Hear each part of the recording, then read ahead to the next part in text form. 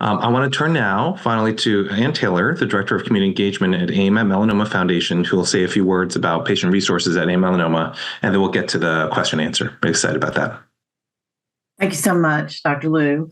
I know that we've had a lot of questions that came in before the symposium and several that have come in during our symposium. I want to encourage people to continue to put your questions into the Q&A tab. But in the meantime, I'd just like to spend a few minutes talking about AIM at Melanoma and our resources.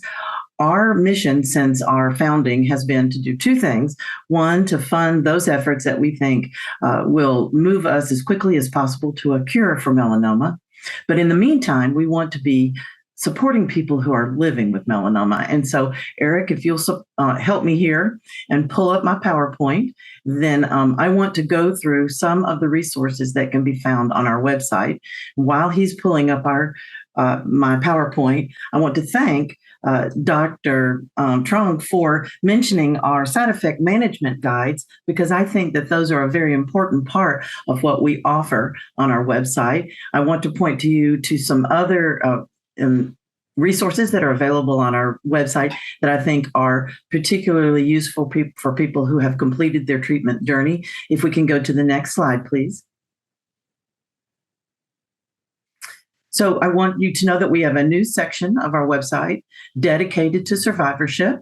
And so it talks on here about a lot of the things that have been discussed today, in particular about building a survivorship care plan. And there are resources on there for you to go to so that you can develop a systematic plan for doing so. And if you look here to the left, you'll see that there is a section here on caregiving. We know that caregivers also go through treatment with their loved ones. But in addition to that, there is post-treatment. And how do we support the people that we love after they have completed treatment? So I just wanted to bring that to your attention, that information is there for caregivers. If we can go to the next slide.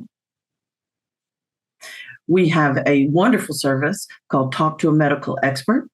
We have a a PA who works in oncology, who is available. Her name is Melissa Wilson, and she is available to ask questions. And she does receive many questions from survivors about what they should be thinking about and doing now that they have completed treatment. So I want to invite you to send your questions to Melissa. Next slide. We talked about peer support. We have a program called Peer Connect. It is a one-on-one connection with someone who has completed their melanoma treatment.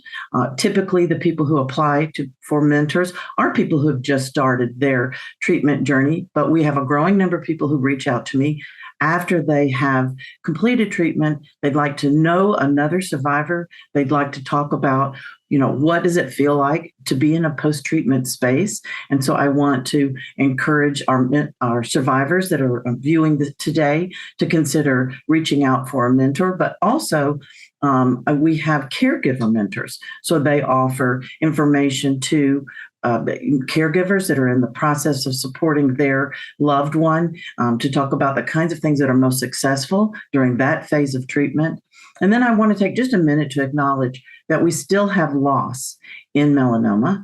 And so we have caregivers that reach out to us after they have lost their loved one, and they're looking for someone that can offer them encouragement and support during the time when they are grieving. And we have caregiver mentors that are happy to offer that support. Next slide, please. We have a wonderful podcast called Beyond the Clinic. The focus of our podcast is on living and thriving with melanoma, as it says there. It is on the emotional journey that a diagnosis with cancer is. And we have three people with us today that have been instrumental in the success of this podcast. The first is Dr. Trong, who was one of the individuals who was responsible for putting together this podcast and deciding, what direction it would take. We have Dr. Liu, who was our host for the first 3 years. And then we have Dr. Sam, Dr. Siegel, excuse me, we like to call her Dr. Sam, who will be taking our podcast into the future. She has begun hosting our podcast and will begin those episodes will begin airing in 2025. So what do we talk about? We talk about all the things that we've talked about today, the anxiety that people have about building a supportive community, in particular with melanoma, about dealing with fears related to the sun, all kinds of things. And so I invite you to come to our website and find those episodes and listen to some of them. Next slide, please. And lastly, we have lots of education. Some of them are in the form of webinars, but then also we have 10 melanoma symposiums a year. What we do at the end of these symposiums is two things. One, this symposium and all of our symposiums are available as a whole unit, both on our YouTube and Facebook Live pages. In about 30 minutes, you would be able to watch this symposium again or to share it with others that you feel like that would benefit from the information that we presented today. And then in addition to that, we take each one of these individual presentations, edit them, divide them by topic, and we memorialize them on our website. And if you have signed up today, once that we have done that editing and placed them onto our website, you will get an email from us that gives you the opportunity to go in and watch any of the presentations that you'd like to see again. Okay, next slide. Okay, that's all from me today. And so if there's anything I can do to help you navigate our website or answer any questions that you have, I've put my email information into the chat. And now I'm going to hand the symposium back to Dr. Lou for our questions. Thank you so much, Anne. There's so many great questions.